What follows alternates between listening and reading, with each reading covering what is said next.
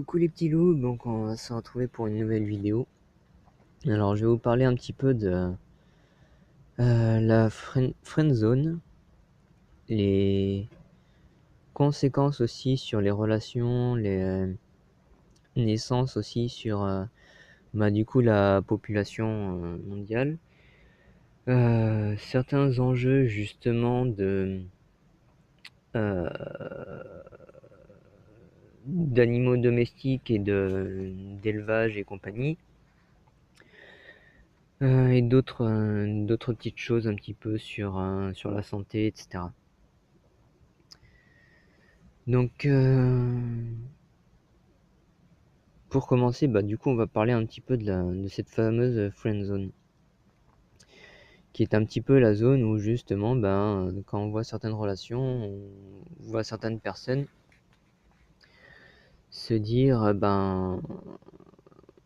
je préfère qu'on reste amis. C'est un petit peu trop souvent le cas, un petit peu malheureusement, et c'est aux dépens donc du coup de peut-être milliers ou millions de personnes qui sont célibataires et de ce depuis des années, comme c'est par exemple le cas un peu personnellement. Parce qu'il y a 10 ans, voire plus même auparavant, la friendzone ça n'existait pas. Enfin, c'est une invention un peu sociale qui malheureusement je pense est un peu plus fait pour diviser les gens plutôt que justement les aider à créer en fait une relation durable.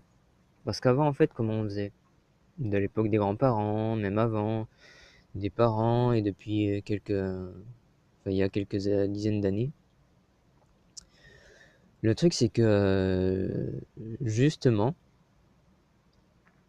depuis ces moments-là, on créait des relations, on évoluait avec des gens avec qui du coup on était en confiance, avec qui on pouvait être sûr que voilà c'était des gens bien, etc. Et on faisait tout pour l'être aussi. Donc du coup, même en tant qu'amis, on pouvait développer des relations amoureuses ou uniquement parfois un petit peu sexuelles, et l'amitié n'était pas gâchée. On restait amis, même parfois si ça s'arrêtait un petit peu, l'amitié restait. Parce qu'on gardait justement cette relation et on faisait des choses positives. Ce qui gâche une relation, ce n'est pas l'amour, c'est la haine. C'est justement l'ego qui va penser que l'amour lui fait du mal, parce qu'il refuse de croire et d'accepter en fait qu'il se fait du mal à cause de son ego, à cause de l'ignorance et de la haine. Et que c'est justement bien justement cette ignorance, cette peur, cette colère, cette haine, cette souffrance qui nous divise plutôt que la connaissance, la compréhension des choses, l'acceptation et le bonheur, le bien-être, etc. Ces deux principes-là d'ailleurs sont comment dire, dans un petit peu tout ce que l'on peut retrouver dans l'univers, dans la vie en général. Donc ça c'est une chose. Le problème que ça va créer, cette friend zone, c'est que ça va amoindrir justement les relations amicales, les relations amoureuses, les relations tout court. Ça va tellement les amoindrir que même à côté, on voit beaucoup plus de gens qui vont, même sans se l'avouer, créer des relations avec des gens avec qui ils n'ont aucune affinité particulière, parfois même sans amour, enfin sans rien de réellement concret, où ils vont sortir ensemble juste pour le sexe, juste pour juste même parfois juste pour le fait d'être en relation, parce que ça les conforte, au lieu de construire une relation et d'être en relation avec quelqu'un de confiance. Ils vont créer des relations avec des personnes qu'ils ne connaissent pas forcément, avec qui ils vont juste flirter, etc. Pour différentes raisons, qui vont pas forcément plus flirter avec des personnes qui vont être forcément bien dans leur corps et dans leur esprit, sans corps et l'esprit. Et voilà. Donc du coup, ça fait moins de relations amoureuses. Qui dit moins de relations amoureuses, moins de sexe sérieux, qui va dire moins de bébés. Et pour autant, parfois on voit des explosions démographiques de bébés qui naissent, mais avec des relations qui justement ne sont pas saines, autant pour les parents que pour l'enfant qui va naître, au lieu de créer des relations saines justement, qui vont être durables, et où les parents ne vont pas se séparer, où justement ils vont rester ensemble, et que les enfants puissent vivre justement sainement. On dit souvent que les humains sont en surpopulation. Mais est-ce qu'ils sont en surpopulation? Ou est-ce que les autres animaux, les autres plantes, les autres insectes, etc. sont justement en déclin à cause de l'activité humaine? Et pourquoi sont-ils en surpopulation? Parce que dans un sens aussi, on reste dans des maisons, dans des endroits où on se coupe de la nature, des autres animaux, des prédateurs par exemple, qui jouent un rôle absolument important dans tout l'écosystème. L'humain fait partie de cet écosystème et ne doit pas s'en couper, il doit être parfaitement en harmonie avec ce système de relations justement entre plantes, insectes et animaux. Tout simplement parce que, par exemple, prenez un exemple simple. Le Yellowstone, le parc du Yellowstone. On voit une vidéo qui tourne très souvent sur Internet et justement, on sait depuis que le fait de réintroduire en fait des loups dans ce parc qui était justement coupé des loups depuis très longtemps, il y avait quasiment que des herbivores, des frugivores, etc. qui bouffaient quasiment toutes les plantes, il n'y avait quasiment plus aucune biodiversité, etc. Le fait de réintroduire des loups a régulé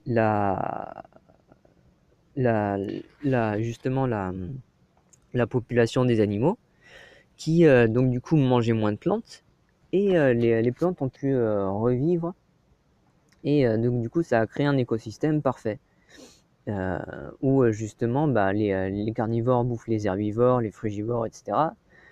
Les frugivores, les herbivores et compagnie, du coup ils bouffent les plantes, les insectes, etc. et tout le monde en est content. C'est ce qui crée justement cet équilibre. L'humain, le problème, c'est qu'il justement se coupe un peu des prédateurs. On voit quelques cas où justement les requins, les crocodiles et autres peuvent bouffer des humains. Mais est-ce si mal que ça? Est-ce qu'on doit vraiment en avoir peur? Certes, c'est quelque chose qui est dommage, mais en même temps, c'est la vie. Ça arrive à n'importe quel autre animal et être vivant en général. Pourquoi ça ne devrait arriver qu'aux humains de se protéger comme ça et qu'aux autres animaux justement d'être mangés? Pourquoi les humains devraient être épargnés en fait? Il faut se poser la question aussi. Donc certes c'est un petit peu dommage, mais voilà quoi, ça arrive. C'est pas forcément mauvais parce que comme on dit quelque chose qui est à moitié faux et à moitié vrai, c'est que le malheur d'un autre fait le bonheur d'un autre.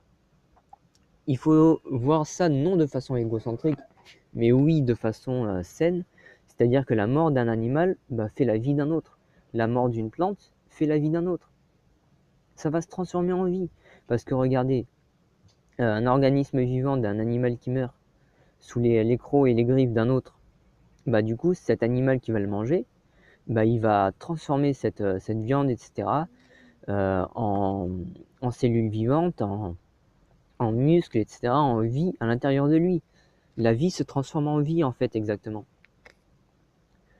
Et pareil pour les plantes, etc., pour nous quand on mange et autres. Il faut regarder aussi, quand on parle d'alimentation crue ou cuite, c'est que le cuit, outre tout ce que ça fait au niveau des nutriments, c'est que ça tue, ça détruit les cellules et la matière en elle-même. C'est pour ça que c'est aussi nocif. Donc, manger cru, c'est important. Pourquoi? Parce que justement, ça va garder ces cellules vivantes. Ça va garder ces nutriments vivants. Ça va garder les enzymes qui sont absolument importantes et les bactéries. La bactérie de la B12, par exemple, elle est viable que jusqu'à environ 42 ou 45 degrés maximum. Au-delà, elle meurt. Donc c'est absolument impossible que l'on retrouve de la B12 chez des personnes qui cuisent à plus de 45 degrés leurs aliments. C'est un fait scientifique, la B12 est thermosensible. C'est pas une théorie, une pseudo-théorie de bobo. C'est un fait qui a été scientifiquement prouvé et qui est absolument irréfutable. Vous le faites le test chez vous, vous prenez des bactéries, vous les observez au microscope, vous les mettez à une certaine chaleur, vous verrez qu'elles ne seront plus vivantes. Vous prenez une graine, vous la faites cuire, elle ne poussera pas. Vous prenez une graine crue, vous la faites tremper, comme ça se passe dans la nature, comme quand il pleut, ou que de la neige se pose et qu'ensuite après au printemps, du coup elle fond. Elle va pouvoir germer. Une graine peut même se conserver pendant des années, sans germer. Quand les conditions parfaites s'y prêtent, c'est ce qui permet du coup l'évolution et pas la pseudo-fausse théorie de l'évolution que certains croient, que justement c'est ce qui nous permet d'évoluer face aux conditions qui s'apprêtent à pouvoir appréhender la vie, pouvoir créer, transformer la vie. La vie n'apparaît que quand les conditions parfaites y sont propices. Et ça, c'est vrai pour toute chose. C'est simple à comprendre, c'est simple à faire. Donc du coup, voilà, posez-vous la question, qu'est-ce qu'il est préférable de faire? Par exemple, pour les prédateurs, les élevages, regardez ce que l'humain est en train de faire. Faire des élevages intensifs, qui coupent les animaux qui sont justement granivores, comme les poules, etc., les herbivores, comme les vaches et autres, de la nature. On les enlève de la nature, on les parque dans des endroits. Elles ne sont plus en contact avec ces carnivores. Ou alors de façon indirecte, par le fait de nourrir après, être passé dans un abattoir, etc. Justement,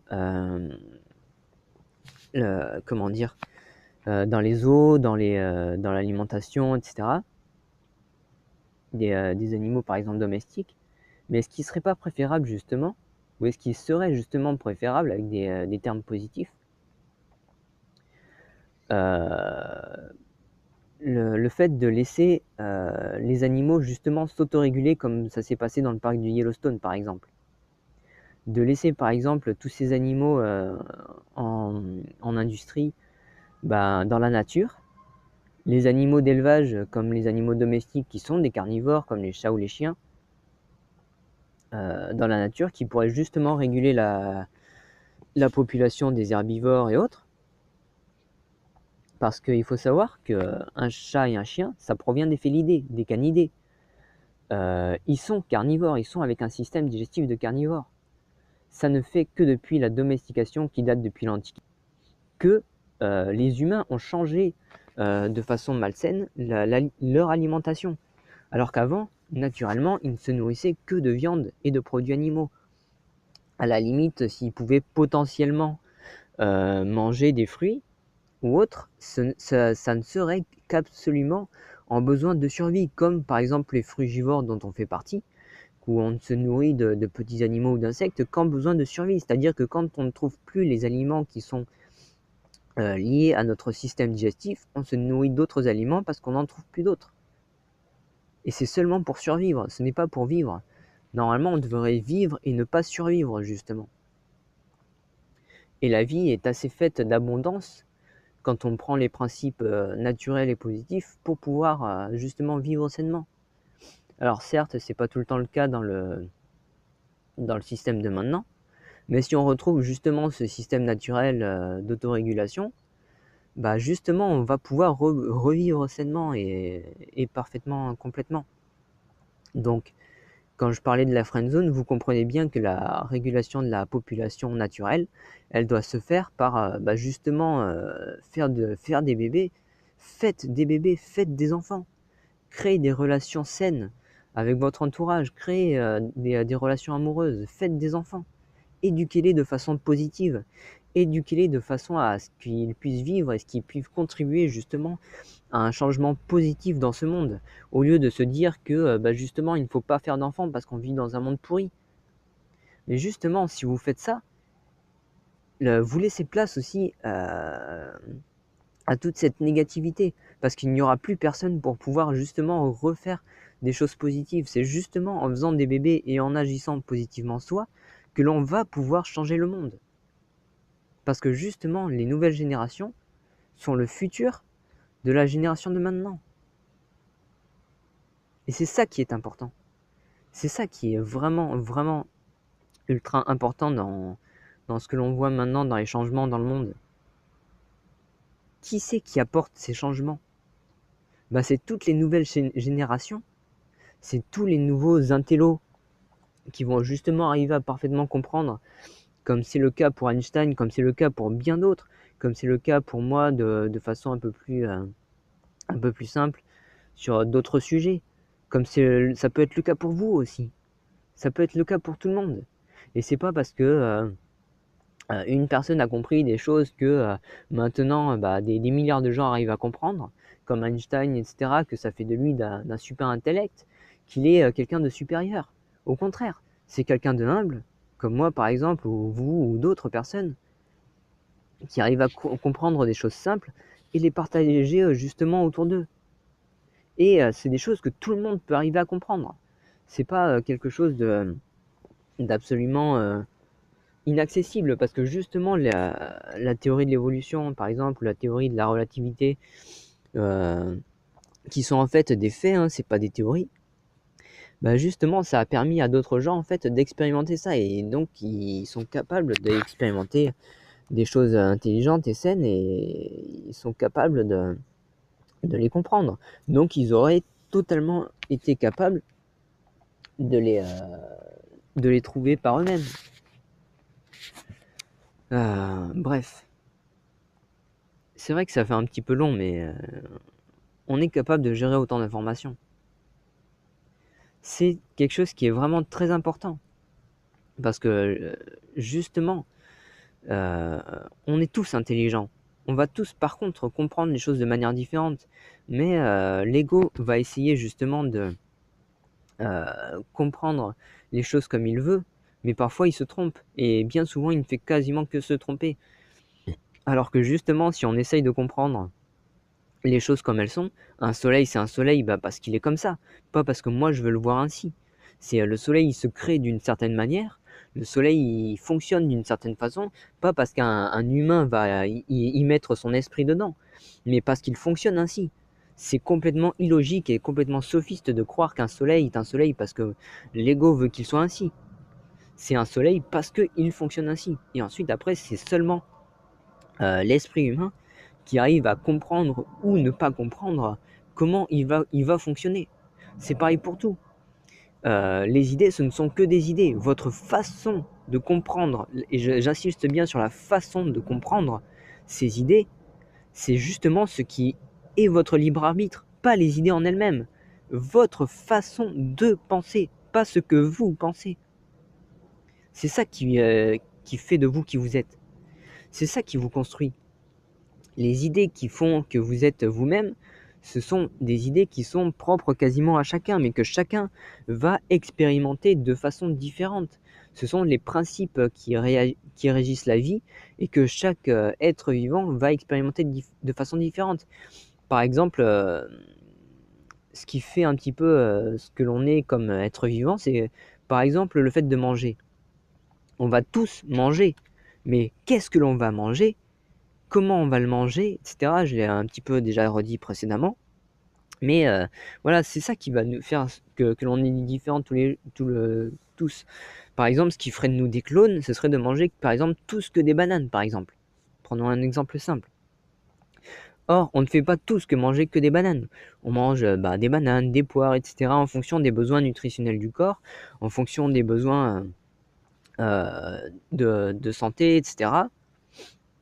Et en fonction des besoins naturels. Donc, c'est quelque chose qui est primordial sur tout ça.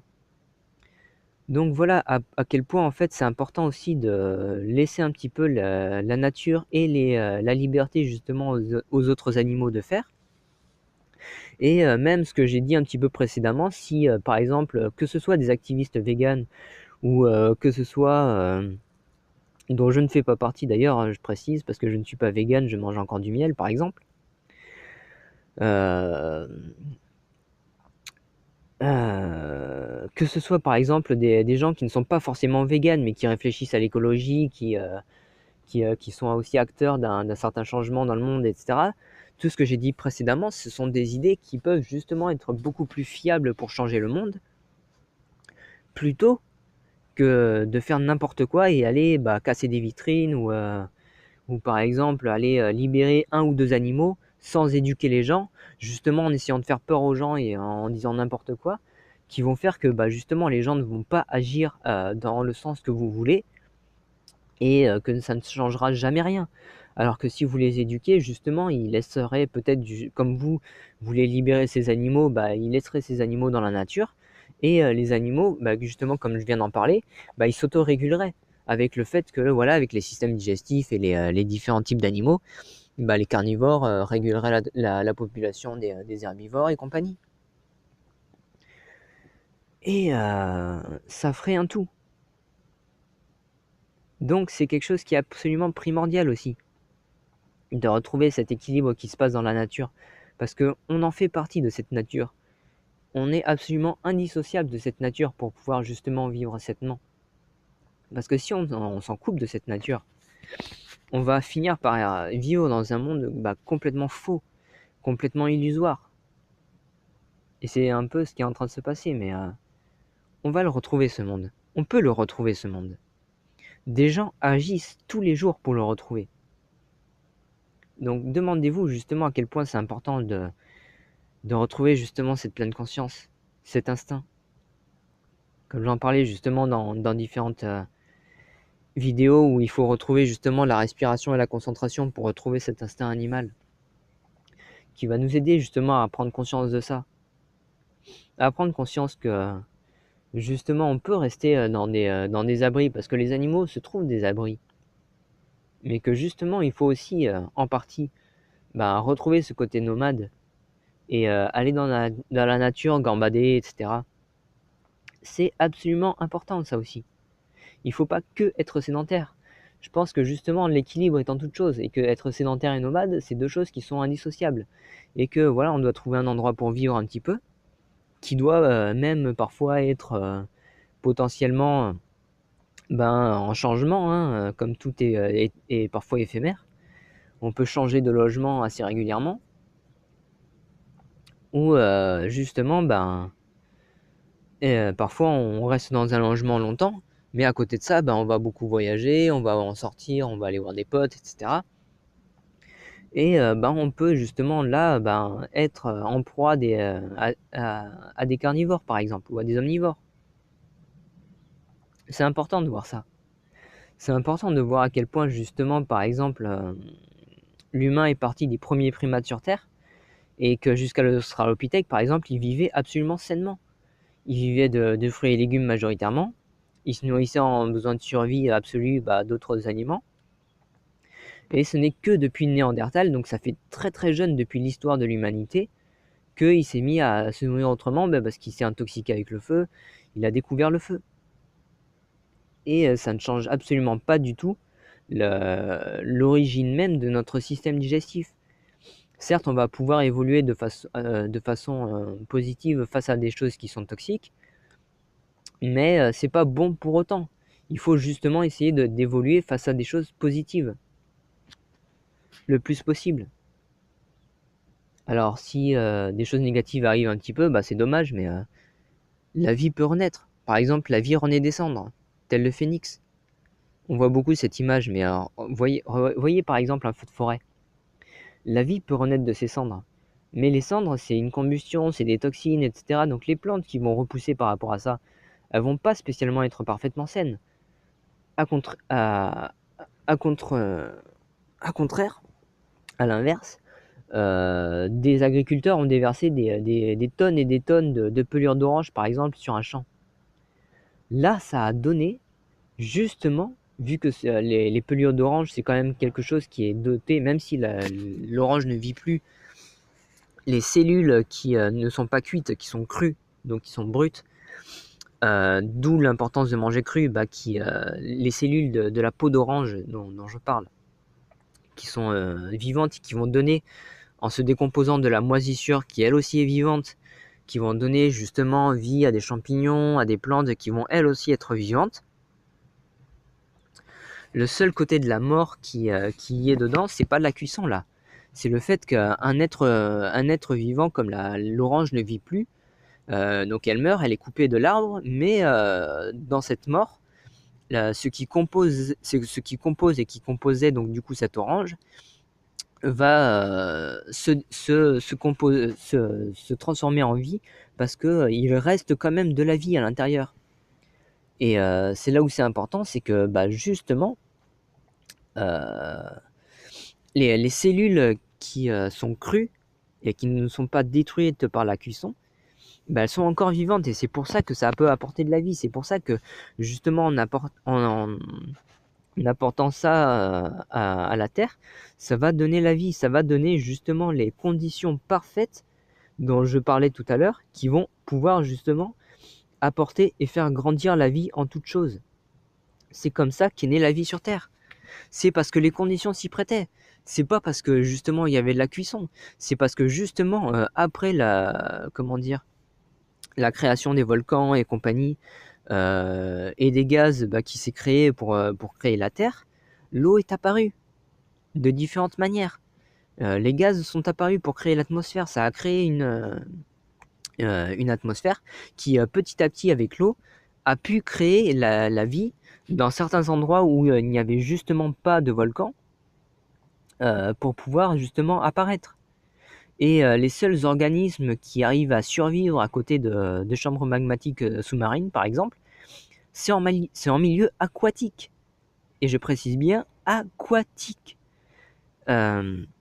Donc un milieu qui est plein de vie, justement, qui peut abriter la vie, et c'est des organismes qui peuvent résister à ces températures. Parce que vous prenez tous les organismes sur Terre, ils ne peuvent pas résister à toutes ces températures à l'heure actuelle. Donc vous comprenez bien que voilà, à certains moments, le feu peut être créateur et peut être destructeur à certains moments. Donc dans l'alimentation humaine, c'est destructeur. Dans l'alimentation animale, c'est destructeur. Pour certaines bactéries qui vivent au niveau des volcans, c'est créateur. Mais ça reste infime. Euh, c'est pour ça que tout ce que je vous dis là, ce sont des faits scientifiques qui sont scientifiquement prouvés. Ce n'est pas des théories. Le problème des théories, c'est prendre la science et se torcher le cul avec. Parce qu'en fait, vous mettez malheureusement souvent, le plus souvent, plus des trucs qui sont des faits scientifiquement prouvés, vous les mettez que comme des théories. Et le problème de ça, c'est que les gens en fait croient justement que c'est complètement faux, ou alors que c'est pas prouvé scientifiquement, parce qu'on appelle ça des théories. C'est ce qui abrutit un petit peu malheureusement la plupart des gens de maintenant, comme Einstein qui disait que justement on va se retrouver avec une population un petit peu ignorante et un petit peu idiote. C'est pas à cause d'eux, c'est à cause de ce que l'on essaye de leur faire croire, et ce qu'ils assimilent comme être soi-disant des vérités. Sauf que le problème, c'est qu'ils assimilent des pseudo-théories comme des croyances, et que justement les vrais faits scientifiques, ils vont les croire comme des théories. Et malheureusement, voilà quoi, ça fait une génération d'ignorants. Alors que les vrais faits scientifiques, ils sont toujours là, ils sont toujours vrais, hein. C'est pas parce que les gens vont plus y croire que ça va arrêter d'exister. C'est pas parce que, par exemple, je me mets les mains devant les yeux et que je refuse de voir que le soleil n'existe pas, que le soleil va disparaître. Il va seulement disparaître dans la paranoïa, mais donc dans la folie. Et c'est pour ça que la plupart du temps, on voit beaucoup de choses qui engrangent la folie en fait des humains, au lieu de faire justement grandir et évoluer justement le moi intérieur et la vie, le bien-être. Heureusement, d'ailleurs, beaucoup de gens œuvrent pour tout ce qui est positif et il y en a de plus en plus depuis l'avènement, en fait, justement, où on retrouve cette connexion entre les êtres. Parce que à l'âge des anciennes civilisations, il faut savoir qu'en fait, on vivait quand même assez sainement et que c'est des manipulations en fait de connaissances et de faits sur ces anciennes civilisations qui faisaient croire qu'en fait elles étaient divisées, alors qu'en fait les anciennes civilisations, elles se rencontraient, elles vivaient en parfaite harmonie en fait les unes avec les autres. Ça fait que depuis peu en fait qu'on vit de façon un peu malsaine entre différentes communautés. Et que bah, bien heureusement, ça se retrouve de plus en plus depuis quelque temps. Donc tout ça pour vous dire que absolument, en toute chose, en fait, c'est important de retrouver les faits scientifiques, de réfléchir par vous-même. Parce que là, je vous parle, mais je veux pas que vous acceptiez tout ce que je vous dis comme vérité, même si c'est vrai, juste parce que je vous le dis. Mais comprenez bien qu'il faut que par vous-même, vous réfléchissiez Heu, heu, justement, bah, je vais me répéter un peu, mais par vous-même, vous devez en fait comprendre, que c'est important en fait de prendre les informations que l'on s'échange et par vous-même réfléchir sur ces informations, à vous demander sur le moment présent si c'est vrai ou pas et cetera, si c'est en corrélation avec d'autres informations, si ça va se rendre complémentaire. Plutôt que d'être en contradiction avec d'autres informations qui vont les séparer, qui vont les diviser d'autres informations. Prenez en compte le diviser pour mieux régner, par exemple, de la manipulation et le rendre complémentaire pour justement comprendre les choses de façon objective et qui justement régit les lois de l'univers et de la vie et de ce qui est positif et sain, qui à l'inverse donc du coup va réunir les gens plutôt que de les diviser. Et prendre conscience que justement en fait, si vous prenez le fait de réfléchir par vous-même en fait sur ce que l'on vous dit, au lieu de prendre en fait ce que l'on vous dit et de réfléchir avec ce que vous avez appris, avec ce que l'on vous dit, pour essayer de comprendre des choses, ça s'appelle, du formatage, ça s'appelle apprendre par cœur et répéter, de façon, robotique, de façon clonée, de façon même parfois abrutie, quand on vous donne des choses qui sont complètement idiotes comme idée ou alors des choses ignorantes. Alors que si vous réfléchissiez par vous-même, sans prendre en compte, ce qu'on essaye de vous faire, gober et apprendre, bêtement et réfléchir avec ça et que vous devez tout le temps, en tout point, essayer de comprendre par vous-même si une chose est vraie et n'accepter, comme fait réel que, ce qui est vrai plutôt que ce que vous voulez bien croire, ce que l'ego et cetera veut bien croire.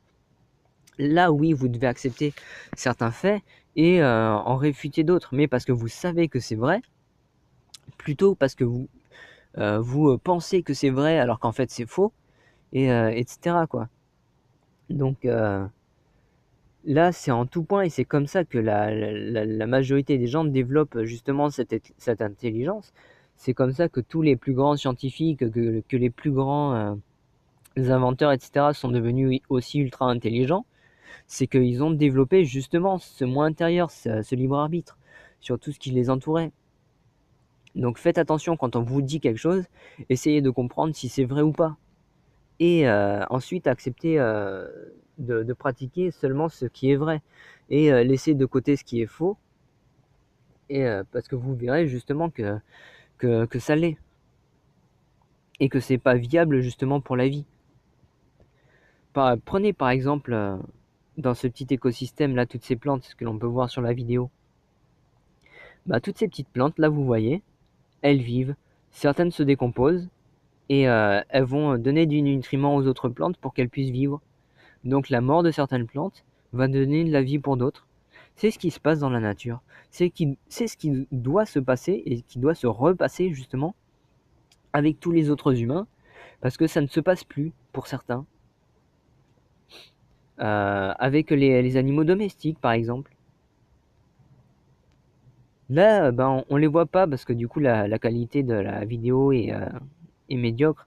Mais, non, mais ils existent bien et ils sont plutôt sous terre.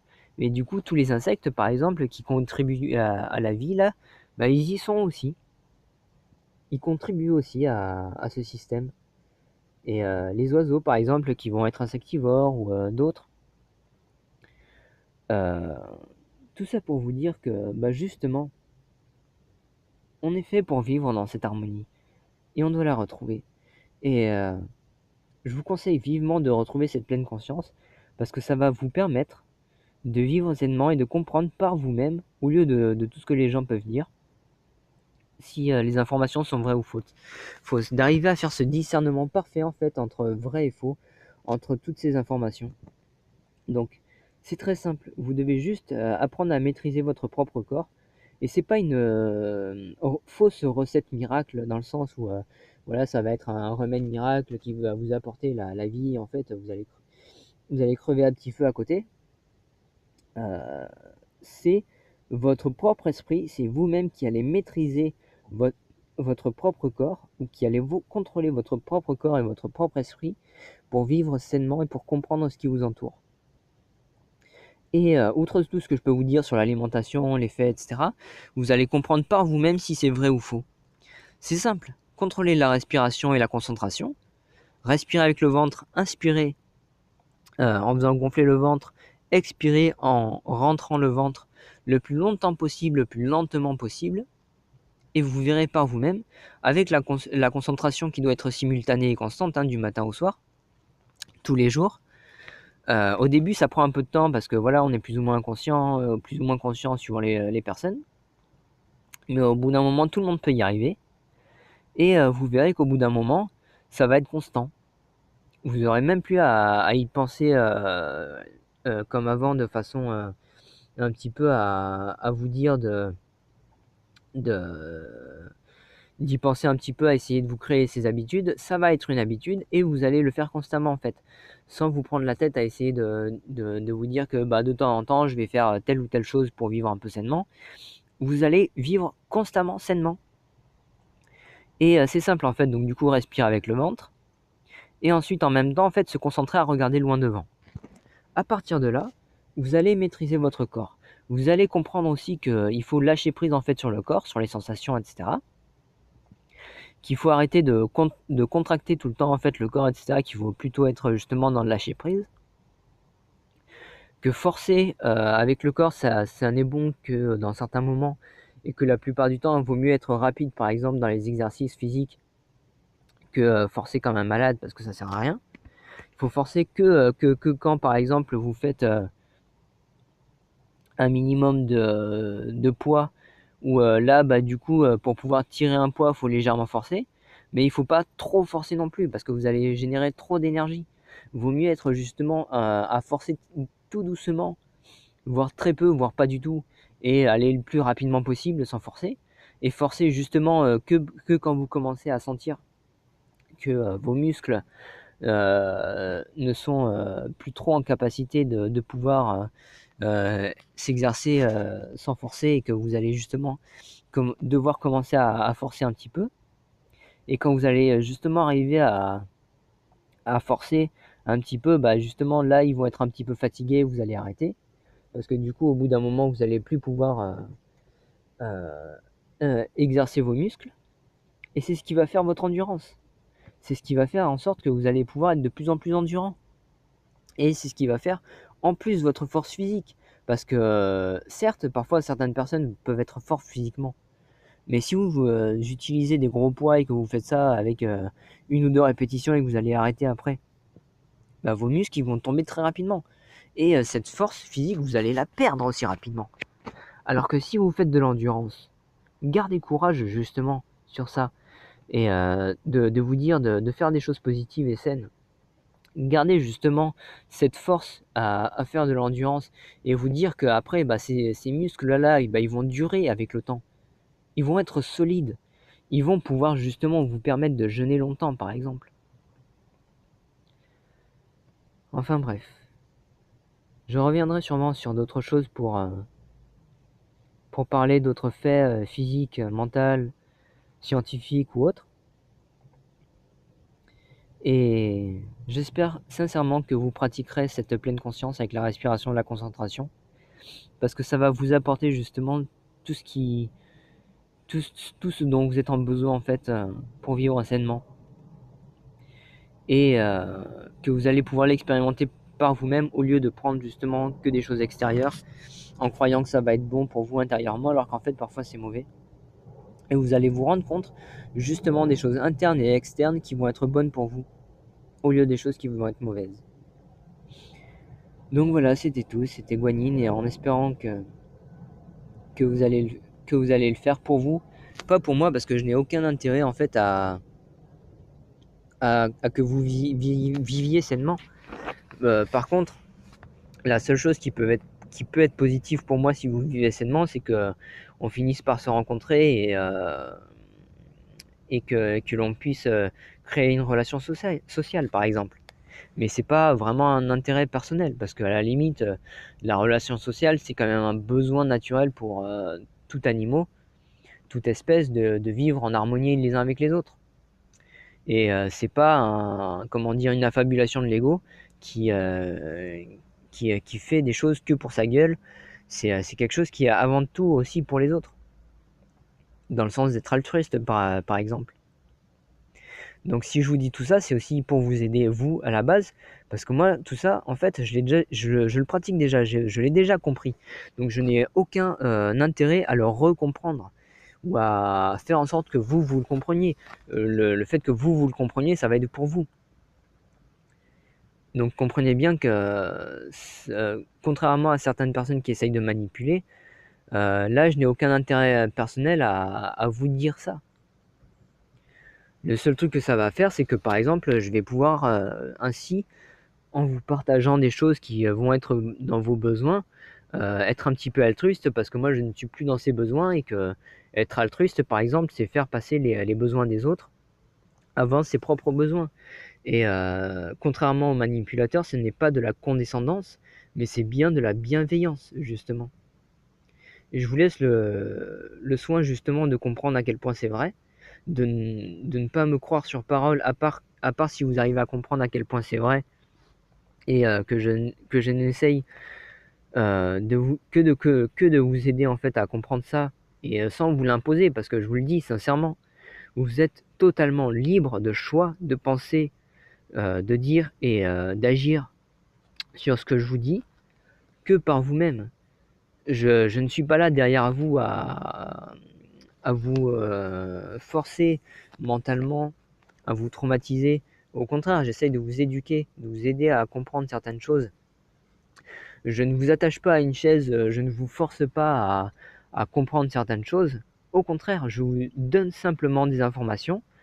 Et après, là, honnêtement, je vous le dis sincèrement, que vous le croyez ou pas, je vous laisse totalement libre choix de pensée, d'action, de parole sur tout ce que je vous dis, le choix de le faire ou non.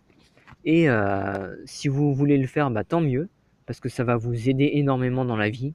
Si vous voulez pas le faire, bah, au moins je pourrais me dire que je vous ai donné des informations vraies, et que ben, avec le temps, bah, peut-être qu'un jour vous le comprendriez. Si vous voulez pas le comprendre, bah, libre à vous. C'est dommage, mais c'est comme ça. Vous faites ce choix-là, bah, je le respecte. Et si vous faites le choix, bah, de partager et de pratiquer aussi cette pleine conscience, et de partager, de pratiquer tous ces faits naturels, bah, faites-le, parce que ça va vous aider, ça aidera d'autres gens, comme je le fais avec vous par exemple. C'est comme ça que l'on partage, que l'on donne, que l'on échange avec les gens, que l'on crée des relations saines. Donc voilà, j'espère que ça vous aidera, comme ça m'a aidé, et vivez sainement. C'était Guanine. Tchuss les petits loups, et vivez sainement. Bisous à tous. À la prochaine dans une prochaine vidéo.